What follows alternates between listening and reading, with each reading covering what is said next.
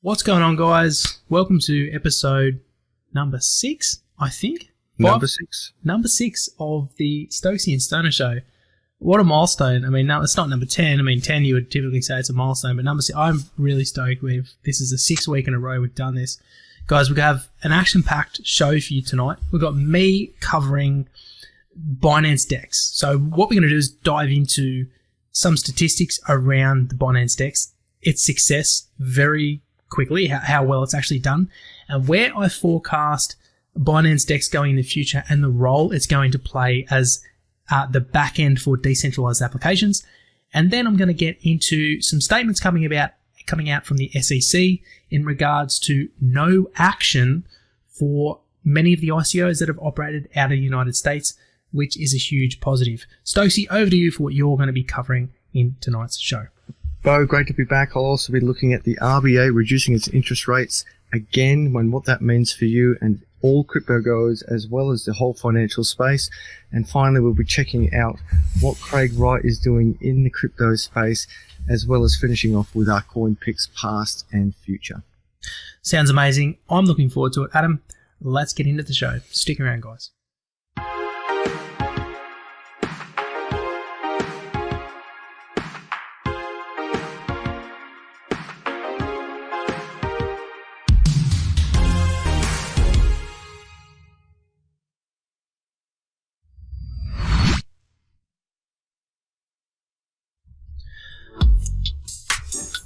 Welcome back, guys. Sorry for that little cut to black there. That was my mistake using my little stream deck. I've gone for the webcam, but here we are already. The webcam's already rolling. No, leave it in, I think, Adam, because it's funny. It brought a little laugh out of us. Fine, we'll roll with it. So, guys, look, welcome to the show. First off, as we do a review of the market. We take a look at what's been happening. This has got to be about the first episode we've done where the market has had a drop. Every single time we do a show, the market has rallied. And, last week, Adam, I had some sarcasm in our intro there saying that we were the cause of every single rally. Someone took a chip at me for that, not realizing the sarcastic Australian tone in my voice. But funnily enough, 2 days later, the market rallied. But here we are today. We've had a small drop. What's been going on? We've had probably around 20 bill come out of the market. My take on this is really kind of a who cares attitude. And the reason why is, having been battle hardened in this for 2 years, this is standard practice. I mean, we've seen over 100% gains in Bitcoin, and huge gains across the board, since February onwards.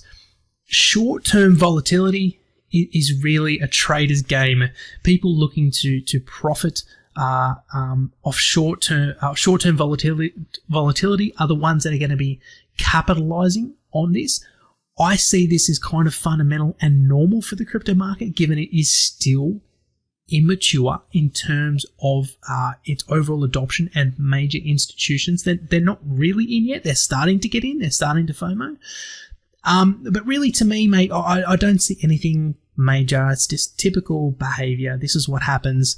Long term, this volatility is going to clean up. Over to you. Mate, you're dead right. This is another day in the land of crypto. And in fact, had we shot this video 24 hours ago, it wouldn't have been so bad. These real big hits have happened actually, even in the last 6 to 8 hours, noting that we're shooting currently on a Tuesday night, the 4th of June. You're probably watching this after the 4th of June, but all these big hits happened just in the last half a day. Now, if we're going down the charts, looking quickly at good friends at CoinMarketCap, we can see going down the list, Bitcoin last 7 days, 6%, last 24 hours, 6%, but I'm looking at a separate site at the same time. In the last 30 days, it's up 37%. So points to really consider is exactly as you said. This is just another day in crypto where we experience these swings. And if you're new to the space, 6% in a day looks like a lot.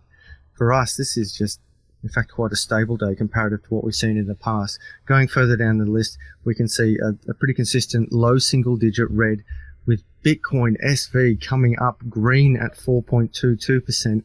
Probably one of the only few in the positive, as well as Cosmos with a code of ATOM. That's also up 0.15%, but everything else over the last day is in red. And again, as I look over at the 30-day charts, everything's in fact in green. So perspective, when people say to me, oh, I hear Bitcoin or crypto has taken a big hit, I always say, well, comparative to what? Comparative to half an hour ago, comparative to a day ago, a month, a year. And that is what I encourage all of our subscribers to consider when you're looking at the markets are up or down. The big question is comparative to what? Because even if Bitcoin, right as of right now, took a 50% hit, comparative to 10 years ago, we are still hundreds and hundreds of thousands of percent in the green. Relativity is the name of the game. By what's happening over with our Binance DEX. Well, look, Adam, before we jump into that, just to touch on one more point with the markets, and that is just to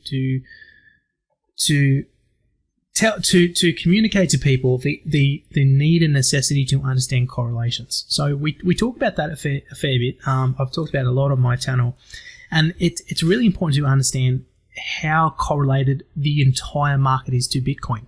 So we have seen during the bear market that the altcoins became more correlated to Bitcoin, not the opposite. So it's counterintuitive. You would think during a bear market that this would create disparities between what is perceived true value and what is not true value. True value is in the eye of the beholder. But what we in fact saw was correlations increased. So regardless of my opinion or anyone's opinion, the data is the truth. And the data has showed that correlations over time have increased up to 70 to 80%. The entire market is between 70 and 80% correlated with Bitcoin. So what does that mean? TLDR, Bitcoin goes up, everything else goes up. Bitcoin goes down, everything else goes down. If you understand this important metric, it's going to save you a lot of pain long term as you're buying baskets of coins, as you're trying to manage the market. So I think it's just always important to reiterate that point to people, whether they're old or new in the space, is to understand the correlations in crypto. Now, on that, before we do actually get into your DEX space, I want to get your opinion on Bitcoin dominance. So if you're looking at Bitcoin dominance from as of 2014, going back on one of the charts I'm looking at here, Bitcoin dominance was as high as 92%. Then around 27%, around 2017, when that big bull run occurred, and that's where most people in the latest round got in, the Bitcoin dominance went from 87% all the way down to as low as 40%. And ever since then, it sort of bounced around between 40 and 50%, and it's stabilized ever since about mid to late 2018, from 55% to what we see today, which is about 58%. Meaning that the entire, of all the money in the crypto space, about 57%, 58% is put in the Bitcoin space. Bo, in your opinion, are we going to see this separation again? Are we going to see a greater Bitcoin dominance in the future, or less of a Bitcoin dominance? I think it's going to stay fairly stable. It might fluctuate between 40 to 60%. And where we're going to see the big changes is when Bitcoin runs and we get FOMO. People sell off their altcoins, they buy into Bitcoin. Profits are taken off Bitcoin, go into altcoins. People FOMO into altcoins. They sell their Bitcoin for altcoins. So we have this kind of cyclical movement. However, the reason why so much of the dominance came out of Bitcoin early into 2017 was the altcoin boom, which was created due to Ethereum. Ethereum Yes. enabled altcoins to be created. The ERC20 contract was extremely easy. So we had thousands of projects took capital away from Bitcoin, and thus the dominance. It could be argued that when Bitcoin's dominance went low, there was a percentage of misallocated capital. So maybe money not being in the smartest of places. But I think during the bear market, as we saw those correlations increase and Bitcoin's dominance went up, risk tolerance was coming down as investors wanted more of a safe hedge into Bitcoin, because Bitcoin is the safest hedge out of all the cryptocurrencies. So, I don't think a lot of the altcoins are going away. I think some of them obviously will go away just due to natural selection, but I do think there is a case for altcoins, and wherever these correlations exist, there is money to be made on altcoins. If there's money to be made, they're not going to go away. Yeah, the ERC20 Ethereum, raises a really interesting point. I genuinely wonder what will happen the next time we get a real run with ICOs, although they've sort of moved into IEOs. I think there's a lot more maturity, industry experience, a lot more talk out there, and the dangers are well understood about ICOs. And I agree that a big shift from the dominance from Bitcoin into the altcoin space, a lot of it came straight from those ICOs. And in fact, the charts reflect that in when ICOs sort of, not just the markets, but people coming to the realization that all the money they had put in ICOs were a scam. You can see this gradual shift back to Bitcoin dominance of around 57 to 58%. And same with the volumes. You can see the only thing I'm worried about was volumes and the money flow, particularly in the last 24 hours. And all of the reviews on my channel, when I talk about that the money flows in and out of the markets, I still think we are grossly overrepresented in the Tether space. And this really concerns me because when everyone sells out of Tether, it's going to be a game of musical chairs. But when we play musical chairs and you've got, if you will, 10 people running around and 9 chairs, there's one person left without a chair. Whereas Tether, I think it's a game of musical chairs where there's 10 people running around and maybe only 1 or 2 chairs. So there's going to be 8 people left without a seat. I don't know if that's a shitty analogy, but I think there's a lot of money held up in that Tether space. And when they exit out, sooner or later, there's going to be a lot of people hurting, and I think it will flow on to hurt the entire crypto space. Yeah, well, we've seen, Adam, a lot of quite controversial events happen in crypto over the years. We've managed to weather all the storms, but I think you're right. Sitting here with 3.1 billion US dollars sitting in Tether. When it happens, if it happens, how it'll happen, many unknowns. I think just it's important to always have the same philosophy, and that is to really understand the fundamentals of this space, know what you're putting your money into, and have conviction, and make the right choice, because the winners choose right, the losers don't. And this is a brutal game. There is no love lost by this market. It comes through with a scythe, and it sweeps, and it's been that way the whole time, and it will continue to be that way. Crypto is blind. All right, moving on to the Binance DEX. What do you got for me there, Bo? What's going on? Yeah, so look, I thought this was an interesting article to cover, Adam, because Binance, we've seen go from strength to strength. Binance just recently released their Binance DEX. And since release, they've had amazing trading volume. So I want to talk a little bit about this article and about Binance and where I see decentralized exchanges going and the real role they're going to play. I don't think exchanges per se are going to be the real role they're going to play. But let's get into this article first, and I'll explain where I'm going with this. So this one from AMB Crypto, Binance DEX follows Binance's footsteps, rapidly climbs up ladder of exchanges on CoinMarketCap. Now, straight away, just dissecting that title a little bit, Binance has millions of users. They have a huge user base. They have a loyal user base. They have trust. They have a lot of positive reputation. Despite their hack, they cover the funds. People love Binance, and so anything they do is going to have a lot of user acquisition extremely quickly behind it. So Binance carries massive, massive weight. So the article here says, on one hand, cryptocurrencies are fighting the bear market and registering growth at the same time, while on the other, exchanges are pulling up their socks as competition gets tough. Binance, the largest exchange in the world, launched its decentralized exchange, its DEX, in April, and it has already surpassed most DEX exchanges in terms of trade volume. Binance DEX ranks 98th on CoinMarketCap list of exchanges, as it noted a 24-hour trading volume of $9.13 million. In the past 7 days, Binance DEX registered 10.33 million in volume, 10.36 million within a month. The DEX noted these volumes while trading in 6 markets, registering a growth of 596.98% over the past day. So look, it's pretty incredible. And the reason why Binance DEX is growing so quick is A, like I said, a lot of the users Binance is bringing across, but also Binance put a lot of time and effort. This isn't their primary business, so they were able to allocate the resources and the funds to building out an amazing user experience and user interface before going live. It's very quick, it's very snappy, it's beautiful. It completely destroys all other decentralized exchanges. That's just the truth about it. Now, Where I see decentralized exchanges going in the future is exactly what I've said a number of times, and I haven't changed my take on this at all, and that is decentralized exchanges are going to act as the back end for value transfer between decentralized applications. We just needed something like Binance DEX, which was fast, efficient, safe, had KYC, AML requirements built into it, so it was compliant with other countries that it allows to use its platform. And so what will happen is different decentralized applications that may want to integrate certain tokens. Okay, so let's say I launch a decentralized application. I have a native token. I don't want all my users to go and have to buy my token to use this app. It has to be a pretty amazing app to expect my users to go and do that. What's one way around that? Well, I just say to my users, you can have Ethereum.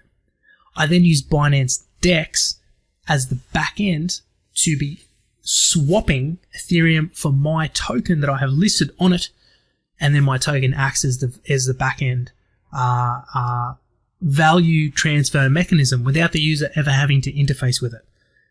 It's a bit of a workaround, but this is what I think these decentralized exchanges are going to do. And they also have the capability to have cross-chain swaps and atomic swaps as well. So I think this is the beginning of what will really push this infrastructure and technology forward. I think a lot of apps, games, financial services, a lot of really cool stuff is going to be built using decentralized exchanges as the back end. The only tricky part is going to be, where does legislation, regulations, and compliance fit in amongst all this? Are these decentralized exchanges going to be non-cash payment facilities? Are they going to be managed investment schemes? Who knows? I think that could be one thing that holds it up, but overall, I think it's an exciting move forward in crypto infrastructure. Yeah, I think what you raised a good point at the beginning of that review, that despite what happened to Binance, there seems to be immense loyalty. Now, we can see this twofold. First of all, the markets speak the truth, as in Binance is, that recovery. Forgetting the review that we did today, where all coins are down in the low digit reds, but single digit reds, we can see that even after the hack, Binance just came back so strong. Bo, do you think anyone can match what Binance is doing at this stage?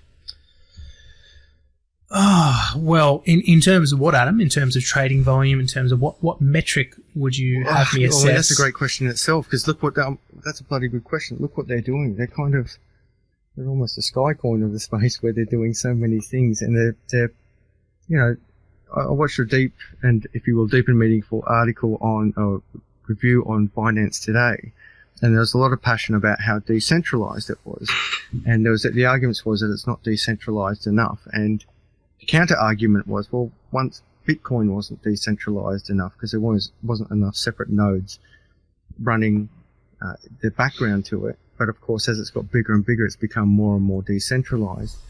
A bit of a digression to what I was initially asking, but in your opinion, is Binance becoming more decentralized, and will this be its strength? No, I don't actually. I don't think Binance is becoming more decentralized. So why do people support it so much then? Because I think Binance understand their users. I think they understand their audience. They have sowed a lot of goodwill in the crypto community, and they have built credibility and reputation the hard way. What do I mean by that?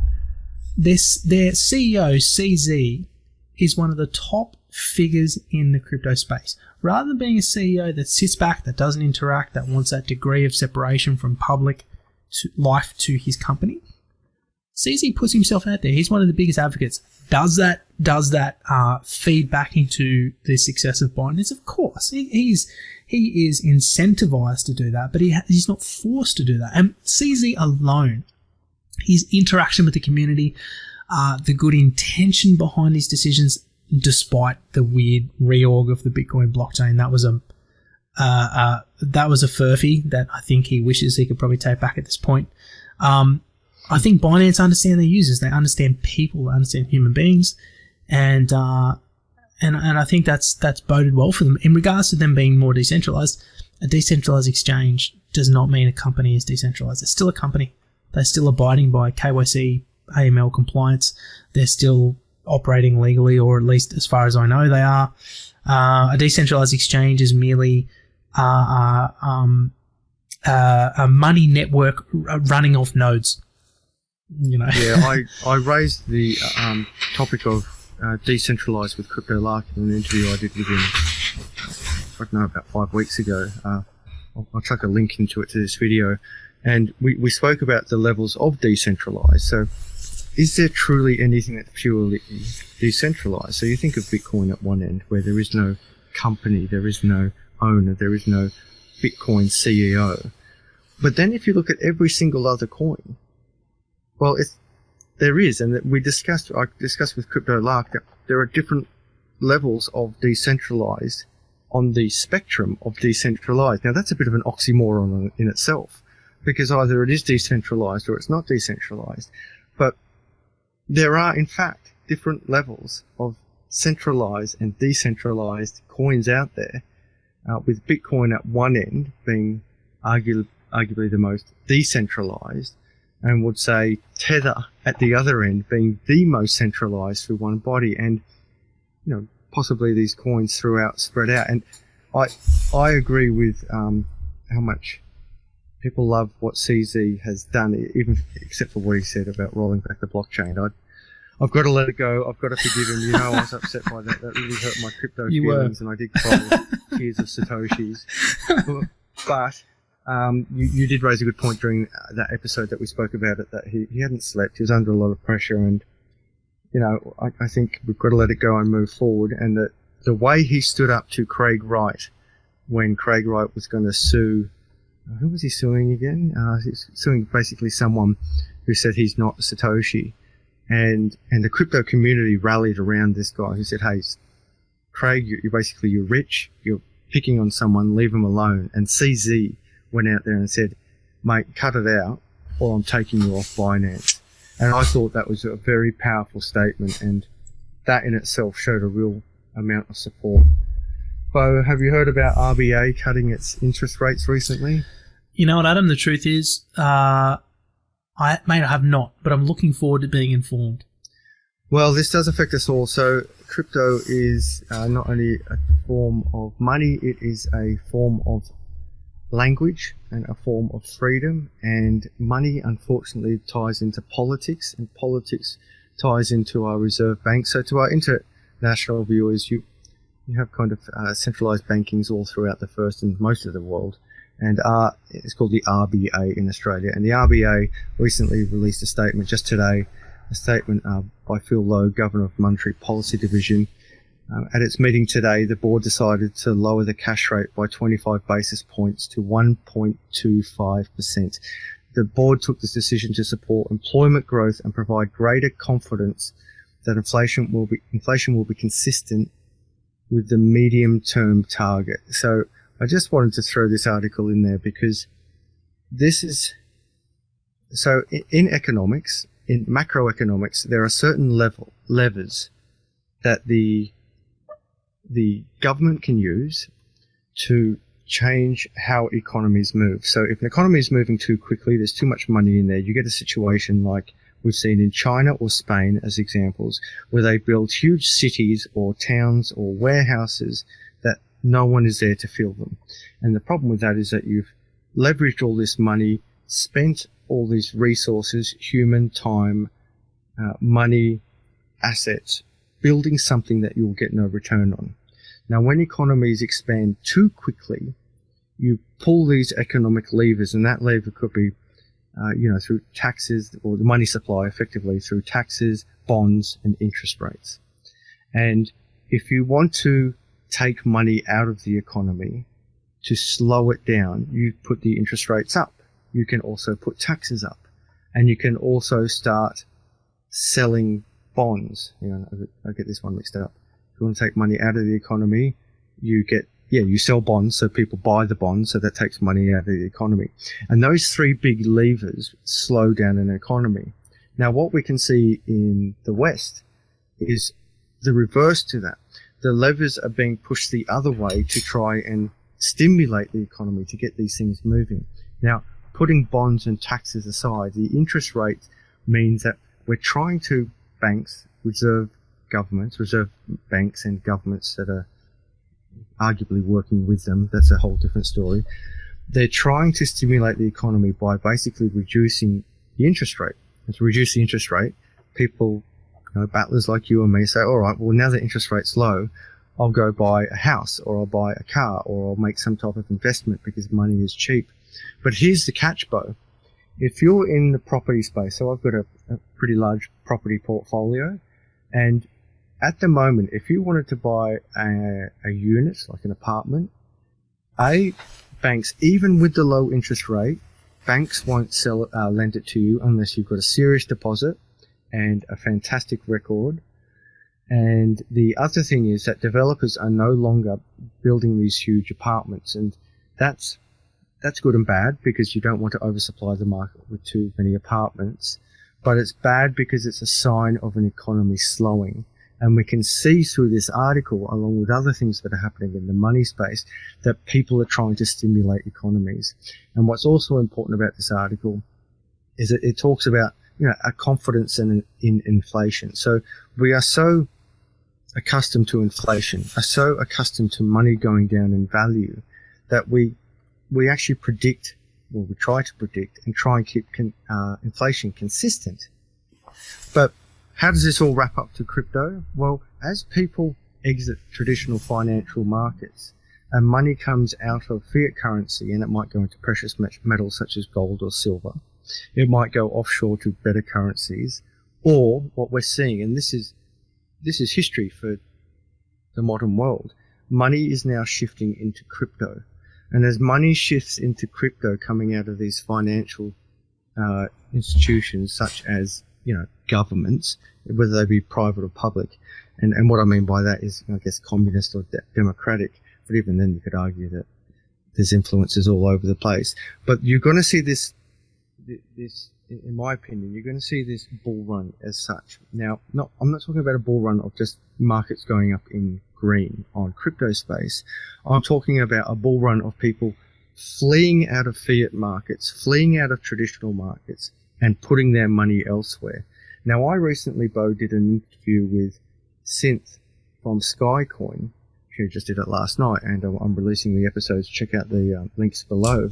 And he spoke a lot about what's happening in the Middle East, about people fleeing, for example, Iran, as an example. When Trump put an aircraft carrier next to Iran, people were fleeing out of, people who could afford to, were fleeing out of that and trying to take money with them. Now, we spoke about this before, about when you leave an economy, when you leave a state, when you leave an area and you need to take money with you, how do you take your money with you? In the sheltered first world, we don't think about this too much, but we need to consider this. If I leave wherever I am and I need to go overseas and I'm going to take American dollars, well, they're going to stop me at the airport because I can't take more than 10 grand. So I can't take more than 10 grand. And of course, if that money is dealing with inflation, it's going to be worth even less, and I can only take so much. So they would say, well, we'll take gold. Well, how much gold do you think you can take across the border? First of all, it's big, it's heavy, and someone's going to confiscate it or steal it off you.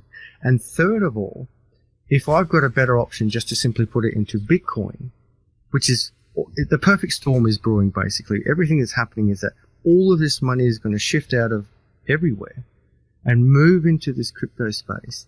And I think this is just another signal in the background of fiat currencies struggling immensely. Now, as you know, Bo, I could speak economics all day, but I better stop there. Have you considered the impact of the interest rate on the crypto space? Yeah, well, I mean, like you said, talking about the levers of the economy.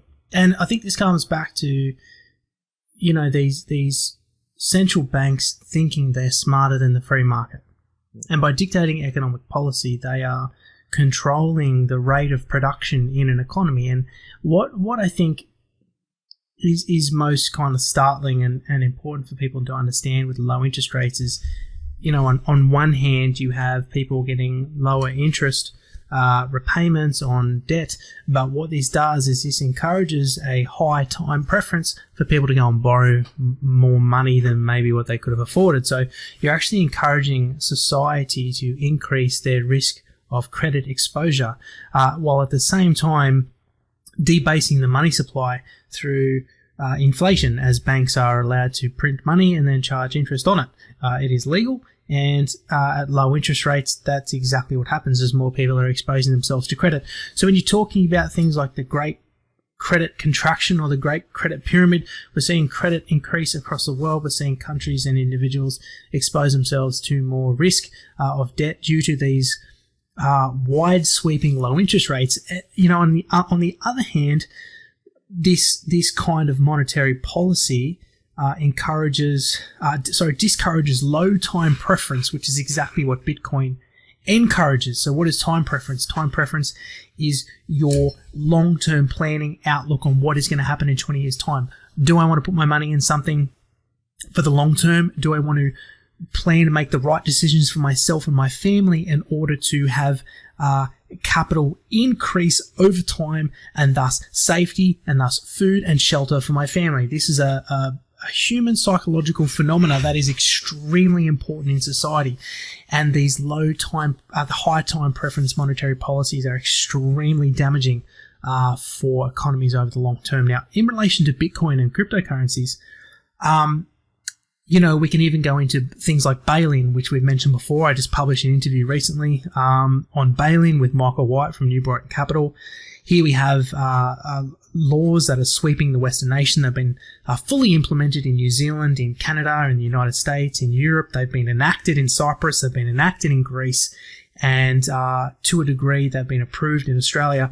And this allows, in the event of an economic catastrophe, these banks to seize the debits of depositors to use to prop themselves up, rather than having the central banks quantitatively essentially print the money for them to bail them out.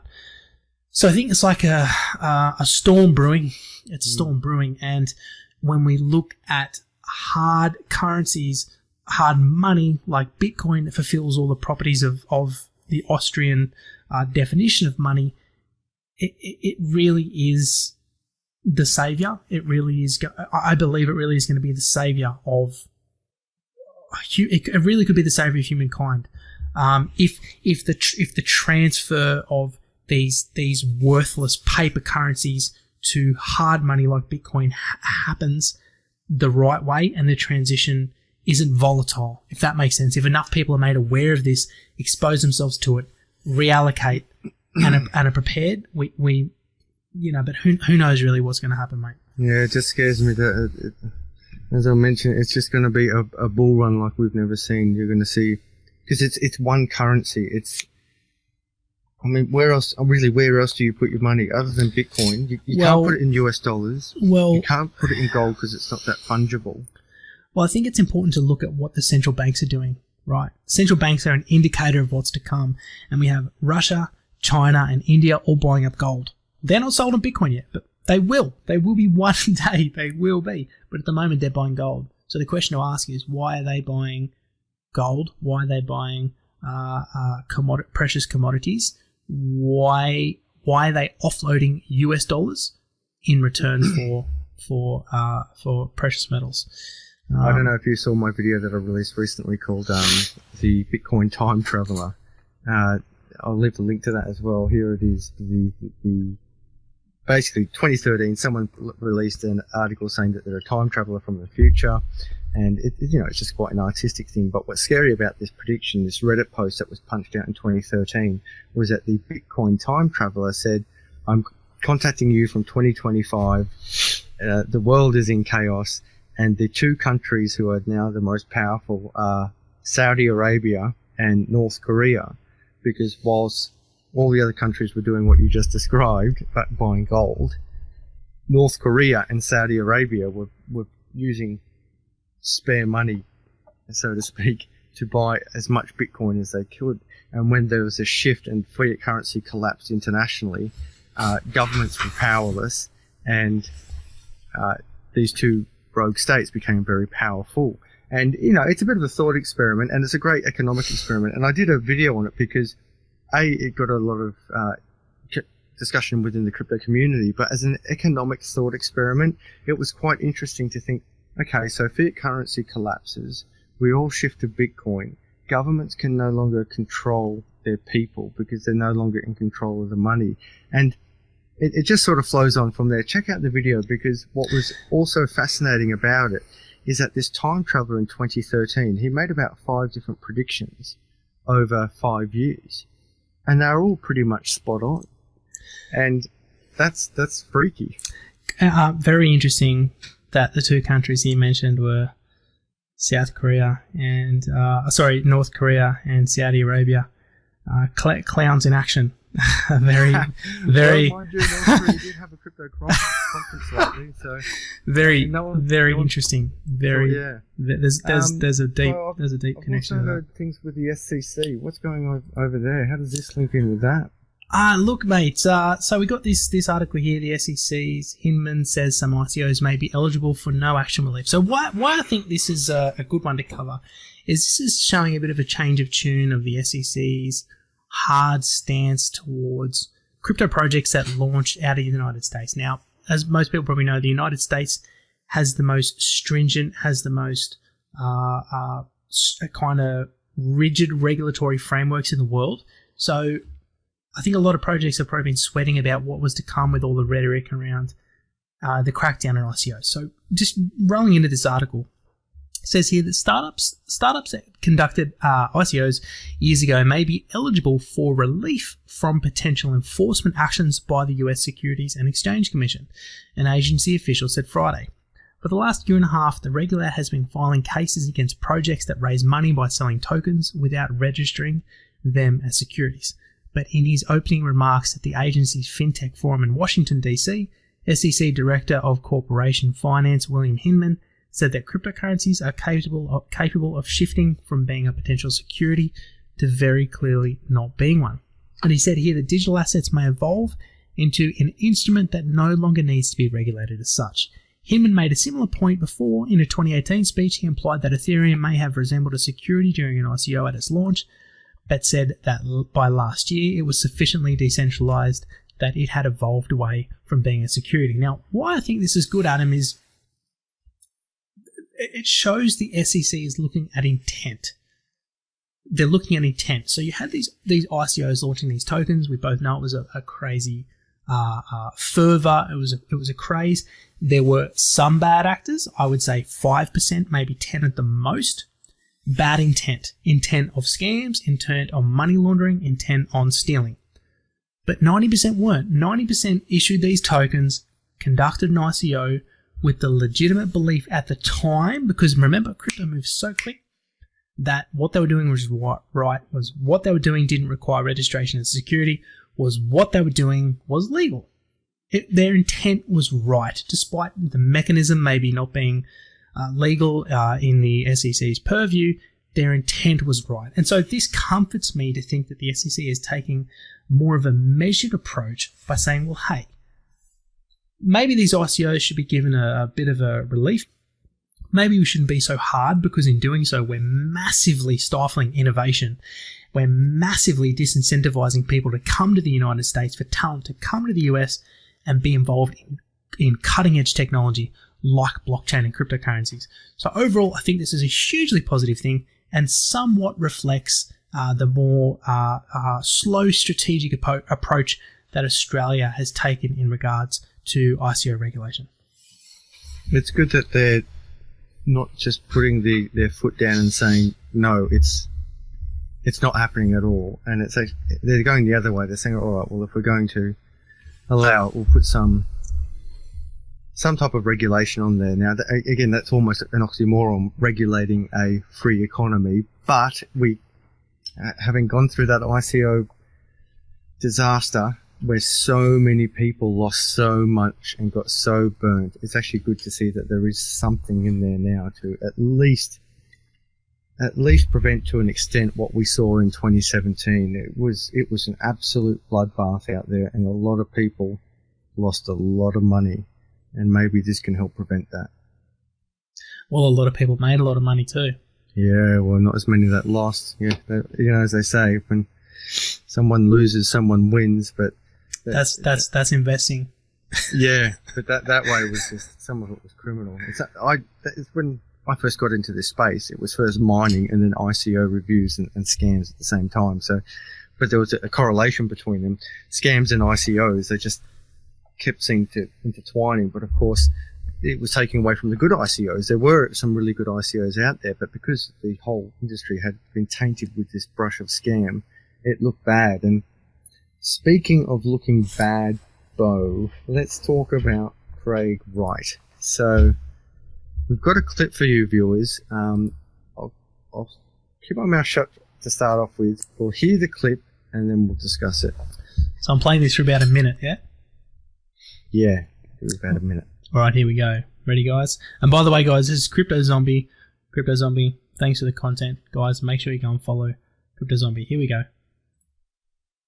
Let's talk about this insane controversy. What is this all about? So apparently Craig Wright had a talk from Real Coin Geek Toronto, and this is what he had to say. I think I'm just going to play this one for you guys because it will definitely speak for itself. Because right now, BTC is still used because of the illegal operations like Binance and Bitfinex and Tether to fund illegal operations, pumping money, illegal money travel, illegal use of people smuggling.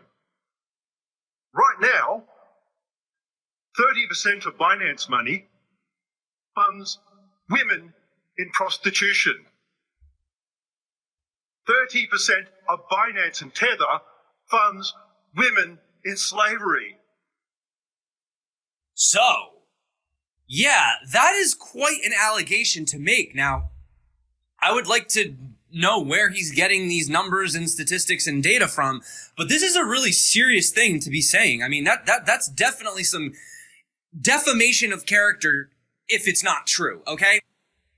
All right, Adam, we're all done. Why don't you elaborate and tell us a bit about your thoughts on CSW's comments? Well, thanks again to Crypto Zombie for exposing us to that clip there. The entire video is available on YouTube, but good work to Crypto Zombie for basically digging it up and putting it to us. So for those of you who aren't aware, Craig Wright claims to be the creator of Bitcoin.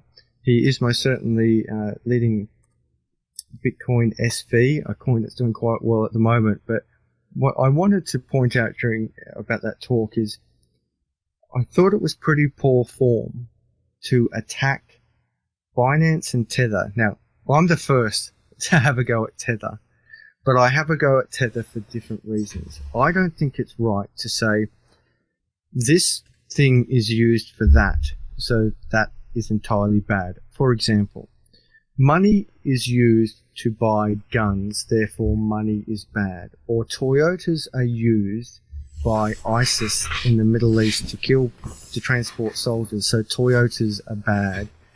And it's a really poor argument to say, well, because Tether could be used to exploit women. Now, exploiting anyone is horrible. But it's a really hollow argument, in my opinion, to say, well, because Tether does this, Tether is evil. And because Binance, the money that's pushed through Binance could exploit women, Binance is evil. It is a poor argument. It is a low argument.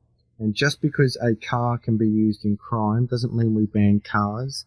And the same argument could actually be used for fiat currency, because fiat currency is used in crime. We need to ban all fiat currency. But here's the icing on the cake. Crypto is more traceable than fiat currency. So if someone's going to take the argument that this type of cryptocurrency, this is probably the only time in my life I will defend Tether, but it's a matter of principle. If someone's going to use a cryptocurrency for bad, it's not fair to say that cryptocurrency is bad. It's better to say what these people are doing are bad and what that industry is doing bad. And we're not going to save all vulnerable people of the world by simply banning a crypto. Crypto is more traceable than fiat currency. Fiat currency, in particular, the American dollar, is the #1 currency for illegal activity across the world. And it's poor form for this guy, again, to get out into the spotlight and bring disrepute to the crypto space for the sake of his own gain. Yeah, well, Craig has a bone to pick with exchanges, specifically the major ones due to the recent delisting that swept across the crypto space, the delisting of BSV. But I think you make a very good point, and I agree, Adam. From an optics perspective, it's really not good for BSV. Well, you've probably nailed it just there, Bo. I mean, why is he attacking Binance? I mean, really, why would he attack Binance? And it's so clear. Because Binance delisted him. And it's pathetic. It's not pathetic what Binance did. It's beautiful what Binance did. The response is pathetic, allegedly. I do have to say allegedly so he doesn't sue me. Yeah, and look, you know, there is quite possibly some validity to some of the statements that could, if there was some, but in saying that too, like, I'm just thinking about it, you know, if you had some scam projects listing to raise a heap of money to fund illegal activities, I mean, good luck getting listed on Binance in the first place. Do you know how strict their due diligence process is now? Like, it is not easy to get listed on Binance. If a project gets listed on Binance, that's like a milestone in their roadmap. Like, it's not easy. Like, Binance does its due diligence, man, for a token. And once you're listed there, and federal authorities find that you're doing something wrong with vulnerable people, 100%. It's pretty easy to find you. Oh, look, man, Binance, to get listed on Binance, you know, every founder has to be proven to be a real person. Company registration documents, meetings, money. The list goes on and on. So your digital identity is completely disclosed. I mean, these are just the basics of what's going on. So, if that was going on, that would be very stupid for the people to be doing so. But like you said, it is a weak argument, and that's, I think, maybe a little bit of a sign of stress that's going on. Craig's going through a lot of lawsuits at the moment. I just did a video today, incredible video, and this guy called Paul LaRue. Guys, 100%, you have to go and watch this. This is a completely left field person that's been identified as a potential Satoshi. Blew my mind. This guy used to call himself Solotchi. He was a criminal, but he was an expert cryptographer and developer as well, experienced in C++. He's written things. He sounds like Satoshi. He's called himself Solotchi, like I said, in passports. I mean, fascinating. And there's potential connections to CSW there as well. Fascinating stuff. So look, I think, you know, Craig's remarks maybe just a bit of a sign of pressure of what's going on, and maybe a couple of cracks are starting to show there, Adam. Yeah, your video was very good. I don't know if you saw my comment. I said I am Stokoshi. Stoketoshi? Stokoshi, and you can be Stonoshi. So we could call ourselves the Stokoshi and Stonoshi show. But I love it. I was speaking to Synth yesterday from Skycoin, and my very first question to Synth was, "Are you Satoshi?" Now, watch Bo's video on his exposure of the potential Satoshi, and then even if you only watch the first 5 minutes of my first episode with Synth, because I did a long interview with Synth and I had to break it up because I didn't want to but it was so fascinating. I've broken it up so we don't miss anything. But the first question within the first few minutes was, "Are you Satoshi?" And the answer to that question was not as straightforward as you may think. So do check it out. Bo, let's get into our coin picks. How have we gone over the week that was? I think it's fair to say everything's gone wrecked. First time we both lose. Everything's wrecked. Unless you went SV or Cosmos. That was it? Yeah, there was a few. There was like, here we go. SV's up 85%. Zilliqa. Hey, Zilliqa at number 44 is up 7%. Remember, Zilliqa was working with Pepsi. True. Mona coin up 167%. I think Mona is like a Japanese coin, I believe. Yeah, and the biggest movers for the last 30 days, there was a Eidos Kunin at 504% in the last 30 days. Yeah, wow. That. 504% in 30 days. Yeah, crypto's dead.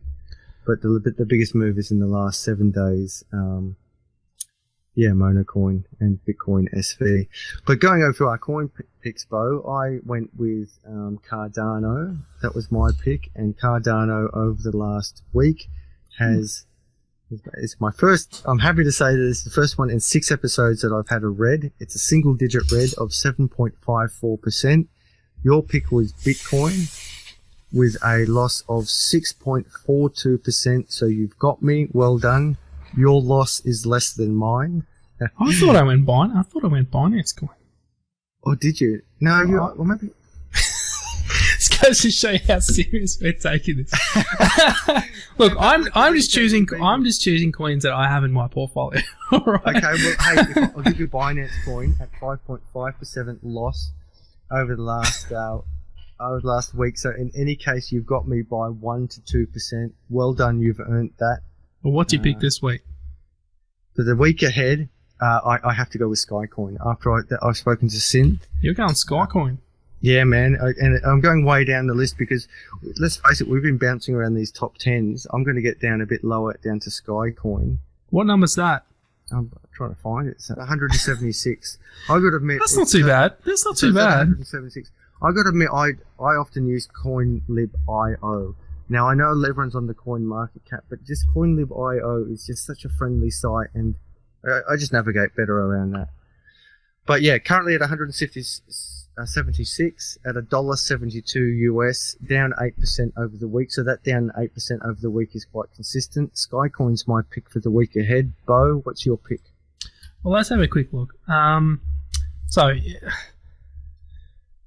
I'm going to go Litecoin, actually. And hey, my friend. My rationale behind that is we're still approaching the Litecoin halvening. So I think Litecoin is a bullish bet, man. I think up until the halvening, you're going to see the action priced in probably up until a week before the halvening happens.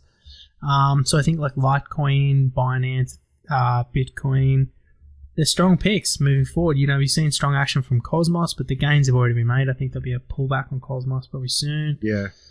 So man, I think Litecoin would be not a bad place to put a couple of dollary doos into. You know what? I'm going to back you up even further with that. So as you know, I've got miners that I turn on during the day. That I've changed my mining pattern. I pump up everything during the day, and then all night I leave a couple of Litecoin miners running 24/7. Oh, you don't? You sly Litecoin dog. Yeah, I know. I'm like stacking. You're filling your LTC bags. What's a micro Litecoin called? So a micro Bitcoin is a Bitcoin cent is a Satoshi. What's a Litecoin cent? You got me. You got. I'm going with that. It's like, okay. You got me stumped. Comments below. What is a Litecoin cent? Light cent? Light cent sounds cool. What is Charlie? What does Charlie Lee call himself again? Chicken Toshi or something. Chicken Toshi. Yeah, well, I'm not only stacking my sats, baby, I'm stacking my light cents. My light cents just in the background, keeping these things running. They're nice and quiet, not using too much power. You're dead right, the halvening's coming up. That's probably a really good guess there. Forecast there. Thank you, Adam. Well, mate, look, I think that's a good time to wrap this up. We're 4 minutes in. Guys, thank you for watching episode number 6. And wow, thank you for the support. This show is doing so well. Like, so many people are watching this. So many people are commenting and liking. So appreciate the support, guys. It's really encouraging for me to see so much support behind it. Just a couple of Aussie dudes, you know, getting together once a week and talking on the internet. So guys, thank you. Really appreciate it. That's me signing out. Adam, I'll leave it over to you before. I must address quickly the elephant in the room. We both immensely apologise for the sound issues last week. Bo and I have had it taken in terms of having different sounds. We can assure you we took it very seriously. We worked tirelessly to get this bloody sound right. The biggest thing I've learned in streaming is visual is pretty easy. It's the sound that's a true art. So thank you for your patience, all of you. Hopefully this has done better. Bo, great talking to you. Thanks for listening. We'll talk to you next time. See you guys.